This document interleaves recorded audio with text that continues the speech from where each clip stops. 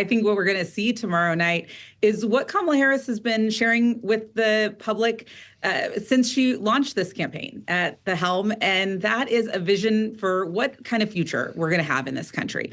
And what does that future look like? And that's particularly important when it comes to reproductive freedom, which has been the driving issue for voters, women voters in particular, since the Dobbs decision. And she has laid out for people a future in which we can restore these freedoms and rights that have been stripped away from us, in which people can not just get by, but can thrive. And that stands in stark contrast to what is being offered by Donald Trump and J.D. Vance, which is a future in which we go backwards, a future that is governed by the principles of the Project 2025 agenda.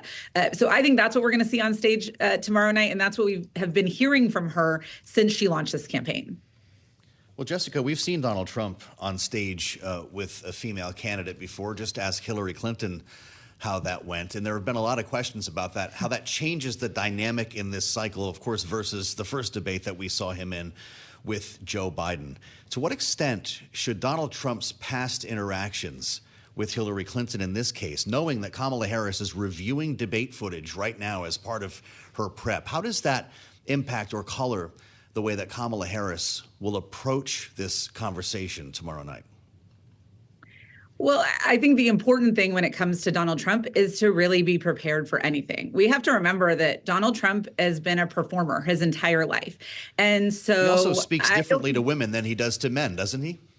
And he often does. He often does. But we don't know which Donald Trump is going to show up tomorrow night, right? We don't know what he's going to be like. I would expect that he has prepped very well for this. This is his seventh national presidential debate that he is engaging in. So he has a lot of practice at this. I would expect that we would see, and I think we have to plan to see kind of the performer of Donald Trump, though the person who shows up and uses all the tools in his toolbox, which for him, that's lies, that's distraction, that's manipulation. He's not tethered by the truth. Anything that he can use is to present a different portrait to the American people than what we know is the reality of what kind of president that he is going to be. So we have to be prepared for the Donald Trump that showed up in 2016, but we also have to be prepared for a Donald Trump who shows up and holds it together for 90 minutes. But what we know is that no matter which Donald Trump shows up, that's what's going to be really important. And what I know she's preparing for is to really lay out that choice that's in front of voters.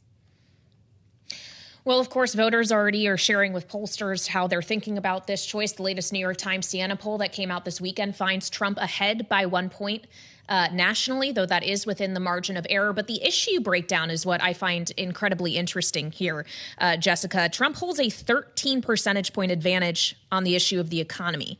Vice President Harris holds a 15 percentage point advantage on the issue of abortion. Now, our listeners on Bloomberg Radio may not see it over your right shoulder, but you have a sign behind you that literally says, keep abortion legal. How should we be thinking about the way in which not just Harris, but other female candidates that you were trying to see elected should be using that issue to their advantage this cycle? Absolutely. Well, I will tell you, we have done a lot of research, not just in this election cycle, but in past election cycles around voters, women voters in particular. And I can tell you that reproductive freedom, as it has been since the Dobbs decision, is going to be a determinative issue in this election. For women, young women in particular, this is a deal breaker issue for them. And you see it in those advantages. We have to remember that Kamala Harris is still introducing herself to a large section of the electorate. They may know of her and have seen her in her role as vice president, but they don't necessarily have the depth and breadth of knowledge. And so that's work that she's still doing. She's rolled out policy positions on economic policy that show that just like on the issue of reproductive freedom, she is going to be a person who stands up every day and fights for the people of this country. But when it comes to what is going to deliver the win in this election cycle is going to be won once again on reproductive freedom. And Kamala Harris has been very clear throughout her career and throughout this campaign that she is the candidate who is going to stand up for restoring these rights, for defending our freedoms, while Donald Trump is going to take us back. And we know that a vote for Donald Trump is a vote for a national abortion ban. A couple of pretty fascinating statistics here, Jessica. 60% of donors to the Harris campaign in July were made up of women.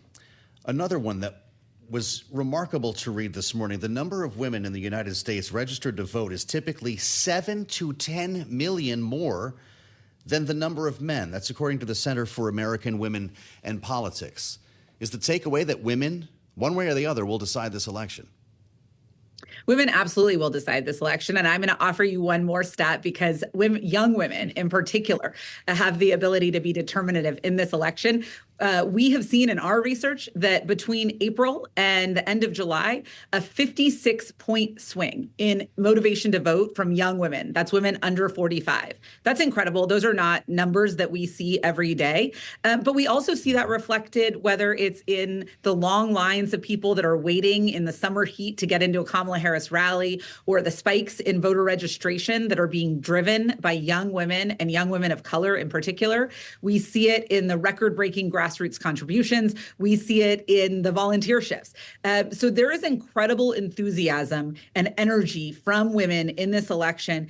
And we know that it's a diverse coalition of women who are going to deliver this victory for Kamala Harris and for women up and down the ballot. And they're going to do so on the issue of reproductive freedom.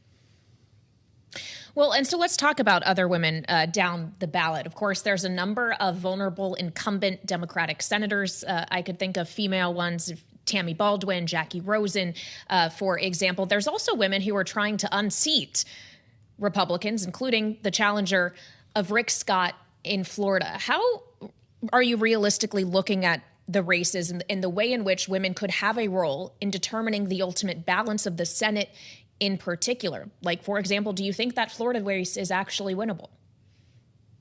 Well, I can tell you that Democratic pro-choice women running at all levels of the ballot are going to be the drivers of securing Democratic pro-choice majorities at all levels of the ballot. And we know that we need those majorities if we are going to fully restore our rights. So everywhere from the state legislative chambers in Arizona and Wisconsin and New Hampshire that we can flip in this election cycle, to the battle for control of the House of Representatives, to the Senate, as you named, with Jackie Rosen, Tammy Baldwin, Angela also Brooks in Maryland, a really important race, Alyssa Slotkin in Michigan, and Debbie Merkersell-Powell in Florida, and Gloria Johnson in Tennessee. Those races are in play because of the salience of the issue of reproductive freedom. In Florida in particular, as you mentioned, we have an opportunity, voters will have an opportunity to vote on the issue of reproductive freedom and restore those rights in state law.